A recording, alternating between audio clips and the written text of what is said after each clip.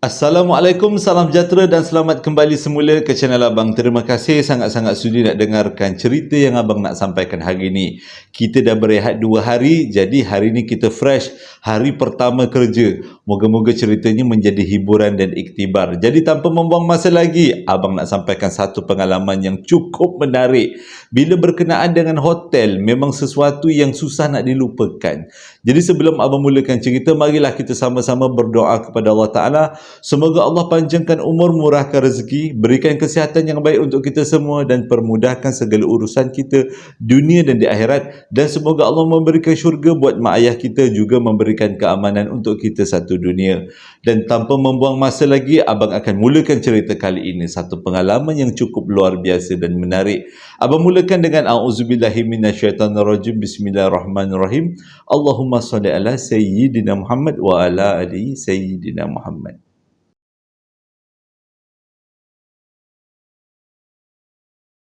Cerita kali ini disampaikan oleh Eddie, Odi, berlaku pada tahun 2007 dekat Genting Highland. Kalau tengok daripada tajuk, semua orang rasa seronok sangat sebab cerita dari Genting Highland selalunya memang tak pernah mengecewakan.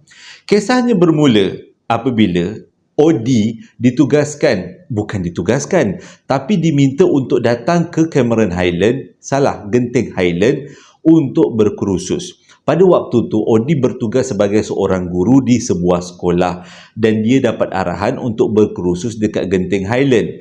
Yang jadi bagusnya adalah dia telah disediakan tempat penginapan. Tak perlu susah-susah, sampai sana dah ada tempat tidur, makan, semuanya ditanggung. Dan kursus ni sebenarnya adalah kursus bagaimana untuk menganjurkan peperiksaan SPM. Dengan kata lain, Odi adalah wakil sekolahnya. Bukan tapi juga. Sesuatu yang menarik, iaitu bukan Odi seorang aja yang pergi. Dia baru dapat tahu kawan-kawan baik dia yang sama-sama belajar dekat universiti tapi bertugas di sekolah-sekolah yang berlainan juga sama-sama akan pergi ke kursus yang sama. Jadi bila dah dapat berita macam tu, mereka berempat berpakat-pakat untuk tidur dekat dalam hotel yang sama. Tapi lepas dapat jadual dan juga dapat susunan atur bilik, baru mereka sedar mereka bukan dalam bilik yang sama. Sebabnya keempat-empat ni datang daripada daerah yang berbeza walaupun pada negeri yang sama. Jadi mereka pun aturlah rancangan, carilah juga mana-mana bilik kosong ataupun rumah-rumah, apartmen-apartmen kosong yang ada di sekitar Genting. Yang penting apartmen tu dibayar oleh pihak penganjur kursus dan mereka boleh tidur 4 orang satu rumah atau satu bilik. Selepas membuat permohonan beberapa kali dengan alasan pihak sekolah kata susah sangat nak cari bilik kalau nak dapatkan bayaran daripada pihak sekolah, sebab pihak sekolah atau pihak kementerian yang menganjurkan kursus ni sudah pun menetapkan rumah-rumah tertentu untuk diduduki oleh cikgu. Jadi susahlah mereka berempat nak tinggal sama. Disebabkan tu mereka pun berbincang berempat, mereka cari sendiri tempat penginapan sewaktu mereka di sana nanti. Bila sampai hari yang ditetapkan, Odi pun bertolak. Sampai dekat sana, dia jumpa dengan keempat-empat kawan dia yang selama ni dia hanya berborak melalui panggilan telefon dan juga WhatsApp message. Waktu tu belum ada galak sangat WhatsApp. Jadi bila dah macam tu, diorang pun bincang, kita ni tak ada pilihan, terpaksalah tidur dekat bilik yang disediakan oleh pihak penganjur kursus. Tapi kawan-kawan Odi cakap, inilah peluangnya untuk kita bersama-sama. Sebabnya kalau ikut hari lain susah, masing-masing dah kahwin. Jadi kalau nak berkumpul macam ni, kursus-kursus lain takut tak kena pula. Inilah satu-satunya kursus yang mereka datang berempat ni. Jadi tak nak, kita tetap juga kan hati untuk cari bilik yang kita nak menginap 4 orang. Cari, jumpalah satu, boleh kata apartmen 2 tingkat, dekat kawasan-kawasan dekat dengan kawasan tempat mereka berkursus, tak jauh sangat. dan ada kekosongan. Cumanya pihak resepsionis beritahu blok tempat mereka tinggal tu agak jauh sedikit daripada blok-blok yang lain dan sudah lama tidak digunakan. Boleh ke encik-encik ni semua duduk dekat bilik macam tu? Dia orang pun jangan kata, jangan risau, kami ni orang yang tak adalah takut, tapi bolehlah kata nak berani jugalah. Demi persahabatan, kawan-kawan nak tinggal sama. Rempuh je lah apa-apa pun yang ada. Jadi mereka pun diberilah bilik yang dimaksudkan, diberi kunci. Mereka pun berjalanlah berempat ke tempat bilik itu. Mula-mula dah rasa macam tak sedap hati sebab keadaan blok tempat mereka tinggal tu agak paling jauh daripada orang lain dan agak sunyi. Dan yang lebih tak bestnya lagi, dia menghadap hutan. Hutan tu adalah hutan tebal. Walaupun keadaan sekeliling rumah tu memang cantik, penuh dengan rumput yang menghijau, tapinya bila duduknya di atas bukit, walaupun waktu siang, kesuramannya boleh terasa. Dengan kabus-kabusnya yang menemani mereka, perjalanan mereka sampai ke kawasan tempat tinggal yang mereka booking tu, jadi agak menyeramkan jugalah. Bila sampai dekat blok yang dimaksudkan, dan diberitahu oleh pihak resepsionis yang tak ada orang lain tinggal dekat situ selain daripada mereka. Jadi sebenarnya mereka pun tak tanya-tanya, kata Odi, dengan resepsionis. Resepsionis yang jenis murah hati nak beritahu. Tapi yang peliknya, bila sampai dekat blok yang mereka sewa, budak-budak ramai tengah main. Berkeliling-berkelilinglah blok tu. Main kejar-kejar. Jadi diorang pun dah rasa confused. Tadi kata tak ada orang yang tinggal dekat sini. Ini ada budak-budak ni. Kalau budak-budak ni makhluk alam sebelah, mustahil mereka macam kelihatan seperti budak betul. Tak adalah nampak macam tembus-tembus lut cahaya ke, tak ada, memang budak betul. Main kejar-kejar. Ramai pula tu. Lepas tu yang lebih bestnya lagi, bukan budak-budak tu aja, ada mak bapak dia orang sekali. Jadi disebabkan tu, dia orang kata mungkin pihak resepsi ini salah bagi tahu. Mungkinlah sebenarnya dah ada orang tapi tak diupdate dalam sistem. Jadi dia orang anggap mereka berjumpa dengan jiran-jiran yang sama-sama tinggal dekat kawasan apartmen paling hujung dekat situ. Bila dah sudah tu, dia orang pun masuklah dekat dalam, berjalanlah nak masuk ke dalam bilik. Tiba-tiba terserempak dengan seorang makcik yang menyapu sampah. Pelik juga dia kata. Sebabnya dikatakan bilik yang paling hujung ni, blok yang paling hujung ni adalah blok yang jarang orang tinggal. Dan dia kata tak ada kemudahan yang dihantar oleh pihak apartmen untuk membersih-bersihkan kawasan sebab jarang ada orang. Jadi pula ada makcik yang sapu sampah. Tengok je dia orang ni berempat dengan makcik tu, nak pastikan makcik ni jejak kaki ke tanah ke tidak. Kalau rasa macam tak pelik-pelik sikit, dia orang bercadang-cadang nak menonggeng. Tahu kan? Menonggeng nak tengok yang makcik tu jejak kaki ke tanah ke tidak. Kalau tak jejak, tu maksudnya bukan manusia lah. Tapi bila dia tengok makcik tu komen gigih lagi menyapu, dia orang pun anggap makcik tu adalah manusia, bukanlah daripada alam sebelah. Azan asar berkumandang waktu tu juga dan mereka pun bergegaslah masuk ke dalam bilik. Bila sampai dekat dalam bilik, sebenarnya apartmen tu ada 2 bilik. Jadi mereka berempat kan, satu bilik 2 orang. Bila waktu malam, lebih kurang bukanlah malam, lebih kurang nak masuk maghrib, mereka pun bersiap-siap. Pergilah ke dewan makan. Sebabnya diorang kan berkursus kan, jadi tempat makanan disediakan di satu tempat khas. Selepas habis makan, diorang pun naiklah ke kawasan apartmen tu balik dan duduklah dekat kawasan balkoni. Balkoni tu pula menghadap hutan.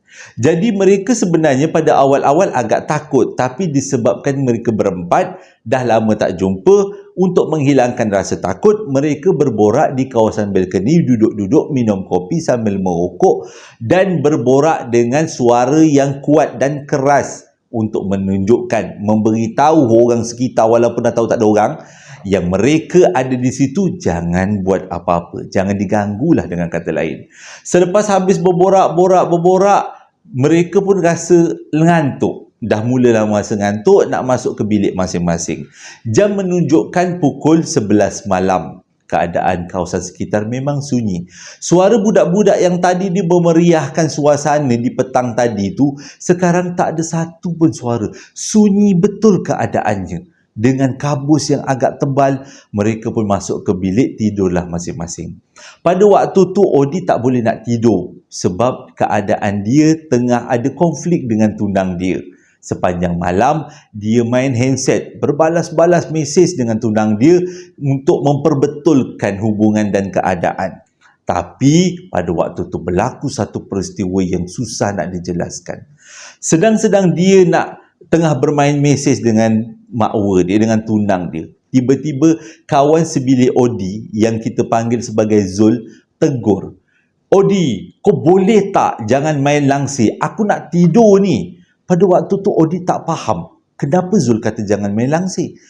Selepas Zul sambung tidur balik dan Odi pada waktu tu dah mula nak tidur, dia letakkan handset tu dekat sebelah dia, baru dia perasan langsir bilik mereka yang letaknya di hujung kaki, di hujung katil, bergerak ke kiri dan kanan seolah-olah macam ada yang menolak dan menariknya.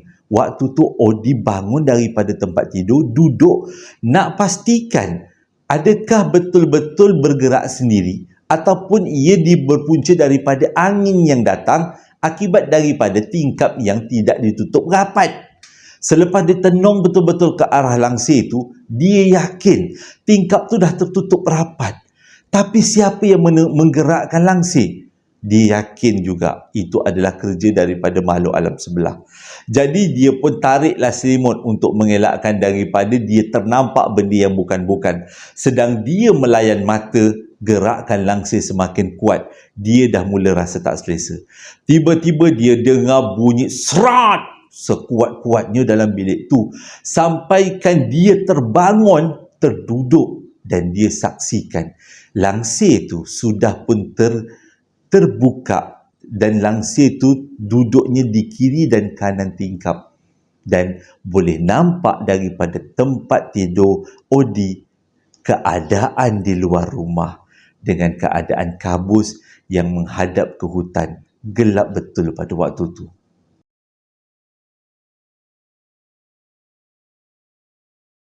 Odi mengambil keputusan untuk biarkan langsir itu terbuka. Dia tak berani nak rapatkan langsir tu. Takut kalau dia bangun dan rapatkan langsir tu, dia akan nampak sesuatu yang tak sepatutnya. Ditariknya selimut menyelubungi seluruh badan. Biarkan dia tak nampak apa-apa pun. Tapi sedang-sedang dia tidur, lebih kurang pukul 2-3 pagi, tiba-tiba dia dengar sekali lagi langsir tu bergerak dan dia cuba tengok langsir tu sudah pun tertutup semula. Dengan kata lain, benda tu tahu sebenarnya yang Odi ni dalam keadaan yang huru-hara. Tak senang lah orang kata. Jadi Odi teruskan tidur, bersyukur sangat-sangat. Tak nampak lagi lah keadaan di luar daripada apartmen yang gelap tu. Dia tidur, sedar-sedar besok pagi dia pun bangun dengan segarnya dan mereka bersiap-siap untuk berkursus. Sampai dekat tempat kursus, mereka pun berbincang lah, berborak-borak lah sedikit waktu sarapan tu. Jadi antara topik yang dikeluarkan adalah bilik korang macam mana? Okey ke tidak? Dia tanyalah di antara Odi tanya dengan kawan-kawan yang lain yang duduk dalam apartmen yang sama. Jadi pada waktu tu Zul bagi tahu dia sakit hati sepanjang malam Odi pergi main langsir. Tapi Odi bagi tahu bukan dia yang main langsir tapi langsir tu bergerak sendiri.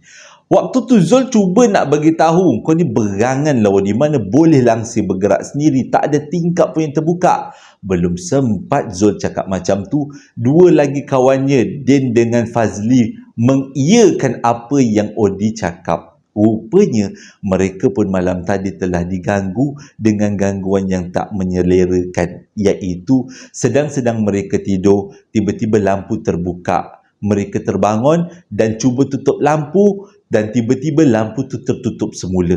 Mereka sendiri nampak gerakan suis lampu tu ternaik dan terturun. Jadi mereka kata ini bukan mainan manusia tapi alam sebelah. Mereka terus tidur dan tak hiraukan lampu tu dibuka tutup dalam beberapa kali dan mereka terus sedar-sedar dah subuh. Jadi bila mereka berdua kongsikan pengalaman tu pada Odi dan juga pada Zul, fahamlah yang sebenarnya bilik yang mereka tinggal tu adalah bilik yang misteri. Tapi nak buat macam mana? Demi persahabatan. Mereka cakap demi persahabatan, kita kena tempuh apa pun yang terjadi. Selepas habis berkursus, lebih kurang pukul 4 petang macam itulah, mereka semua balik ke asrama, ke apartmen tu. Tujuannya adalah untuk rehatkan badan dan juga bersiap-siap untuk makan malam. Jadi sedang-sedang mereka siap-siap, tiba-tiba mereka digegarkan dengan bunyi ketukan dan bunyi suara budak-budak. Jadi Odi pun buka pintu nak pastikan adakah budak-budak yang sengaja main-main, dengki-dengki mereka, dan dia pun diam je lah. Bila dibuka pintu, tak ada siapa yang ada depan pintu tu. Ditutupnya semula pintu. Kawan-kawan pun bertanya, siapa pula yang ketuk komen kuat macam nak roboh pintu tu? Odi kata tak ada siapa. Jadi fahamlah mereka yang sebenarnya mereka telah sedang menghadapi satu ujian. Sedang-sedang mereka bersiap-siap untuk keluar daripada rumah. Waktu tu jam menunjukkan pukul 7.30 malam. Mereka sudah pun bersiap dan berada solat maghrib dah siap untuk keluar makan aja.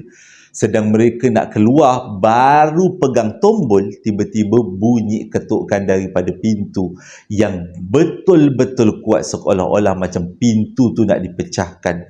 Pada waktu tu keempat-empat mereka terdiam dan memandang tepat ke arah pintu. Takut-takut ada sesuatu yang tak sepatutnya berada di sebalik pintu. Jadi mereka mengambil masa lebih kurang 10 minit terdiam depan pintu, dan selama 10 minit tu juga pintu tu telah diketuk dengan kuat.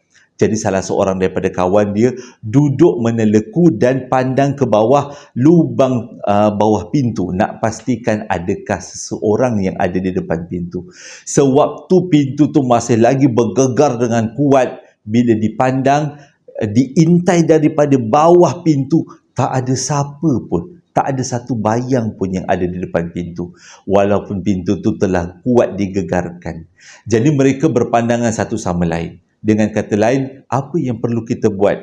Jadi dengan isyarat mata, mereka tahulah perlu baca Bismillahirrahmanirrahim dan terus buka pintu. Waktu tu pintu tu masih lagi digegarkan dengan sangat kuat, dan Odi yang buka pintu pada waktu tu dan baca Bismillah melangkah keluar. Dekat luar tak ada siapa-siapa. Dengan gelapnya, hanya ada lampu-lampu balkoni yang menerangi kawasan apartmen. Tapi di kiri dengan kanan tak ada seorang pun. Mustahil kalau itu perbuatan manusia, sebab manusia takkan boleh lari selaju tu selain daripada makhluk alam sebelah. Dan mereka buat keputusan untuk terus bergerak ke Dewan Makan menyelesaikan urusan makan tu yang lebih penting.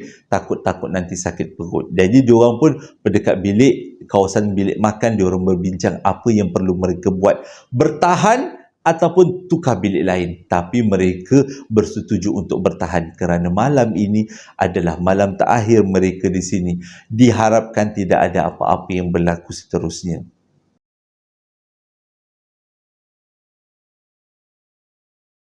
Selepas mereka semua habis makan dan mereka bergerak semula balik ke apartmen. Pada awalnya mereka bercadang untuk lepak-lepak dekat mamak, tapi dalam keadaan yang sunyi macam tu, dan kalau lepak kat mamak balik lagi mesti malam lagi. Lagi-lagi menakutkan kalau nak balik tu. Jadi mereka bercadang tak jadi dah nak lepak kat mamak. Tak kisahlah malam tu kita tidur awal untuk mengelakkan daripada benda-benda buruk berlaku. Berjalan ke arah rumah apartmen yang diketahui tak ditinggal oleh sesiapa, dengan gangguan-gangguan yang diorang pun tak tahu ya apa gangguan yang akan berlaku pada malam tu sebagai malam terakhir. Tapi mereka semua bersepakat pastinya malam tu akan ada gangguan yang betul-betul menakutkan berbanding malam sebelumnya ataupun hari-hari sebelumnya. Sebab itu malam terakhir mereka di situ, dan benda tu seolah-olah dapat menghidung yang mereka akan keluar pada esok paginya.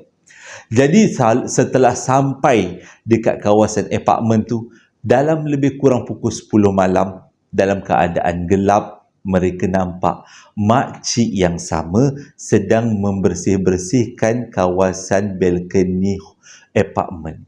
Dengan kata lain, dia memegang penyapu dan menyapu dengan tidak memandang mereka berempat.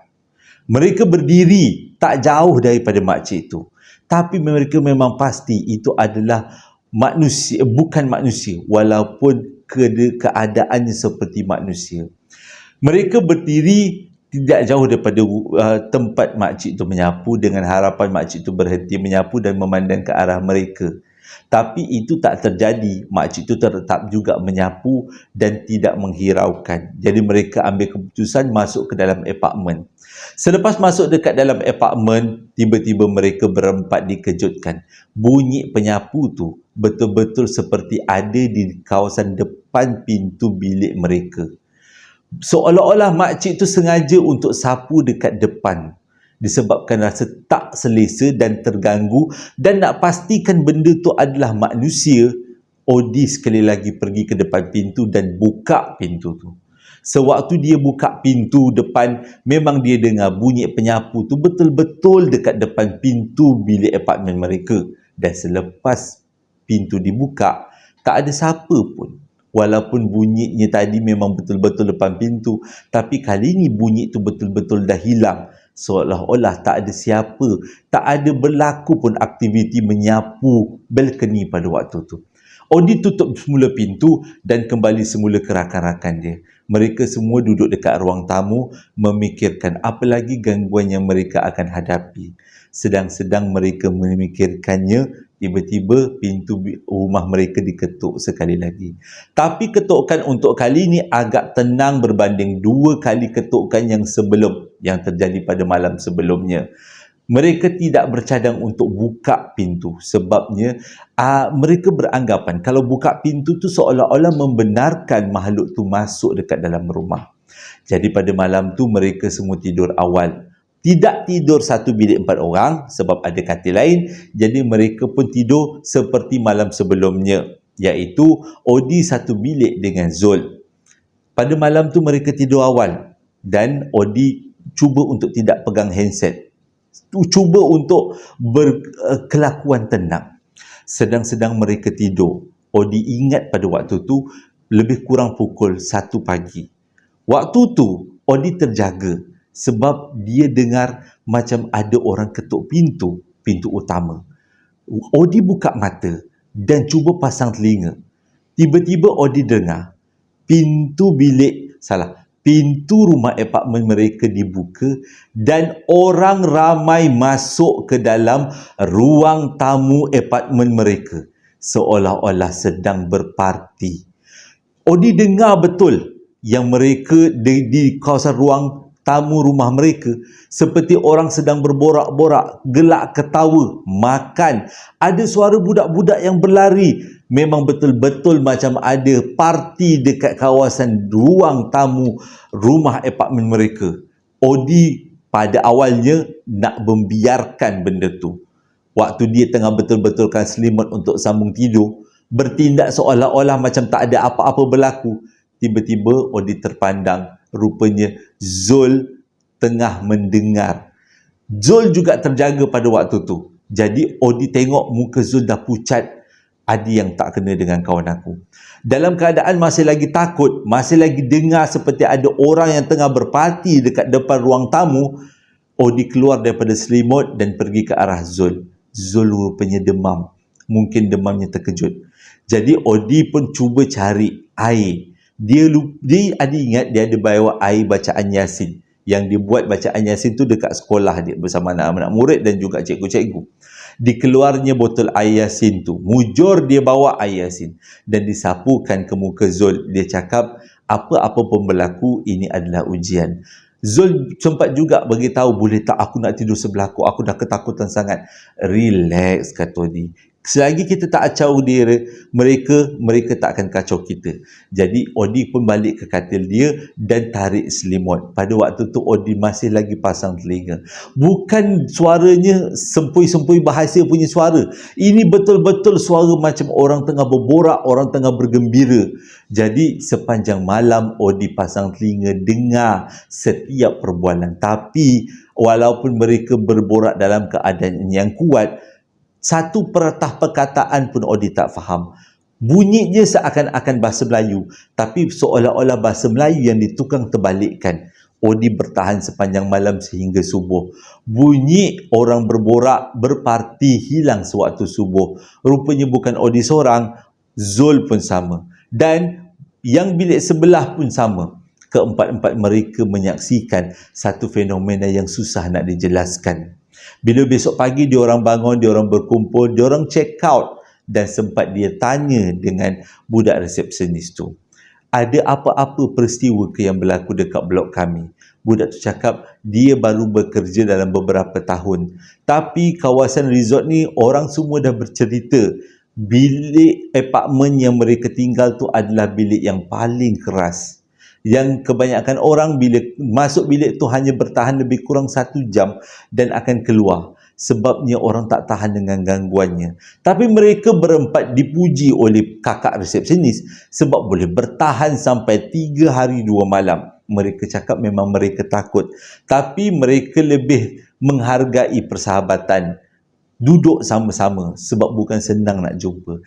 Jadi mereka menghadapi peristiwa-peristiwa ni dan diceritakan semula pada resepsionis. Kakak resepsionis tu cakap inilah kebanyakan gangguan yang orang selalu terima dan selalunya orang sekejap aja dapat tinggal dekat situ. Selalunya bila dah kena dengki mereka semua dah keluar daripada bilik tu dan dah banyak tahun bilik tu kosong.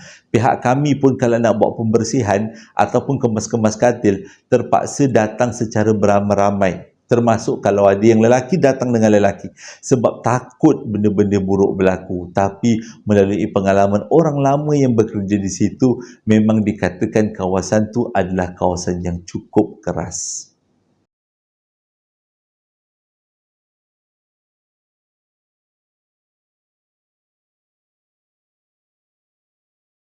Terima kasih sangat-sangat sudi dengarkan cerita yang abang sampaikan. Moga-moga ceritanya menjadi iktibar dan pengajaran dan hiburan pada masa yang sama.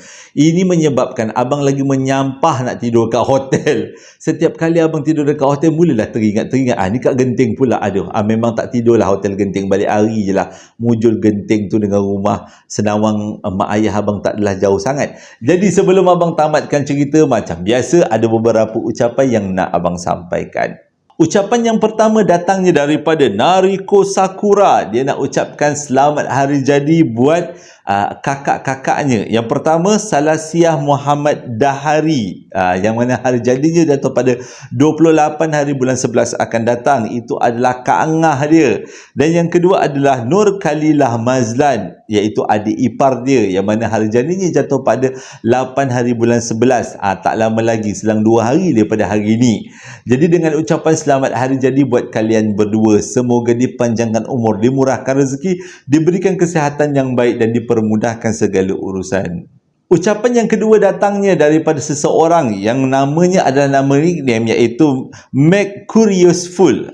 Kalau salah sebut nanti biar melidah Melayu lah, Curiousful sebenarnya. Okey, dia kata dia nak ucapkan selamat ulang tahun perkahwinan buat mak dengan ayahnya, yang mana perkahwinannya jatuh pada bulan 11, genap 38 tahun kahwin. Buat ayahnya iaitu Encik Sulaiman dan mak dia yang bernama Puan Sabariah. Dia kata mak dia ni cikgu dan selalu orang gelar Mama Rimau. Dia kata cikgu lah, biasalah nak mendidik kan. Memang keras lah sikit. Tak ada cikgu yang lemah lembut, jarang lah. Cikgu-cikgu lama semuanya naik rotan, tapi anak murid semua bagus-bagus selepas tu.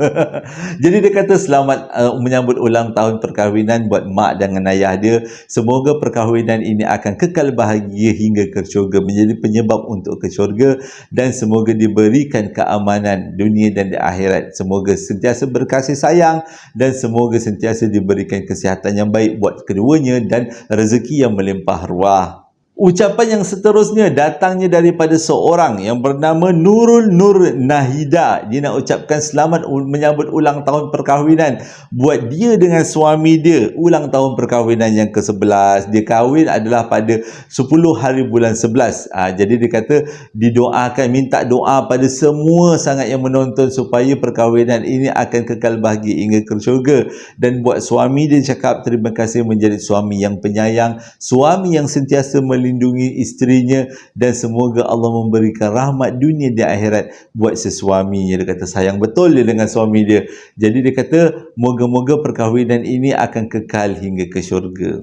Ucapan yang keempat datangnya daripada orang yang sama, iaitu Nurul Nur Nahida, tapi bukan dia nak bagi ucapan yang dikata hari jadinya jatuh pada 28 hari bulan 11. Jadi daripada pihak abang di SPL, abang ucapkan selamat hari jadi buat Nurul. Semoga Allah sentiasa merahmatimu, memberikan rezeki yang melimpah ruah dan kesihatan yang baik. Ucapan yang seterusnya datang daripada seseorang yang bernama Nur Faizah. Dia nak ucapkan selamat hari jadi buat adik-adiknya yang bernama Nur Fasha Ibrahim, jatuhnya pada 17 hari bulan 11, dan Muhammad Faizuddin yang mana jatuhnya hari jadi pada 18 hari bulan 11. Dengan ucapan selamat hari jadi buat kedua adik-adikku yang tersayang, semoga dipanjangkan umur, dimurahkan rezeki, diberikan kesihatan yang baik dan dipermudahkan segala urusannya.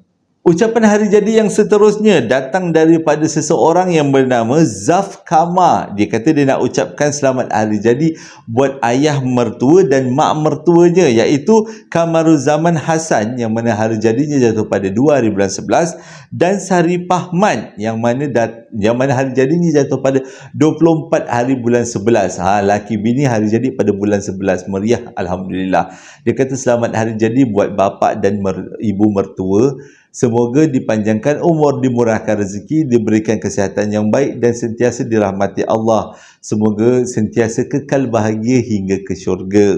Ucapan yang seterusnya datang daripada orang yang sama, iaitu Zaf Kama. Rupanya Zaf Kama ni perempuan. Dia kata dia nak ucapkan selamat menyambut ulang tahun perkahwinan di antara dia dengan suaminya yang bernama Encik Hazwan, yang mana hari anniversary-nya jatuh pada 25 hari bulan 11, dengan ucapan terima kasih menjadi suami yang sangat penyayang dan semoga perkahwinan ini kekal hingga ke syurga. Amin ya rabbal alamin. Terima kasih sangat-sangat sudah dengarkan cerita yang abang sampaikan. Abang rasa macam bercita-cita jugalah nak sampaikan satu cerita, satu video supaya kita boleh merasai perasaannya. Jadi terima kasih pada yang mendengarkan cerita kali ini. Pada yang nak dapatkan perapan sate, sambal lara dan coklat moist masih lagi abang jual. Abang sediakan di link-link di bawah setiap video. Moga-moga dapatlah abang berkongsi-kongsi resepi dengan semua. Terima kasih sekali lagi, hingga kita berjumpa lagi dalam esok hari. Assalamualaikum warahmatullahi wabarakatuh.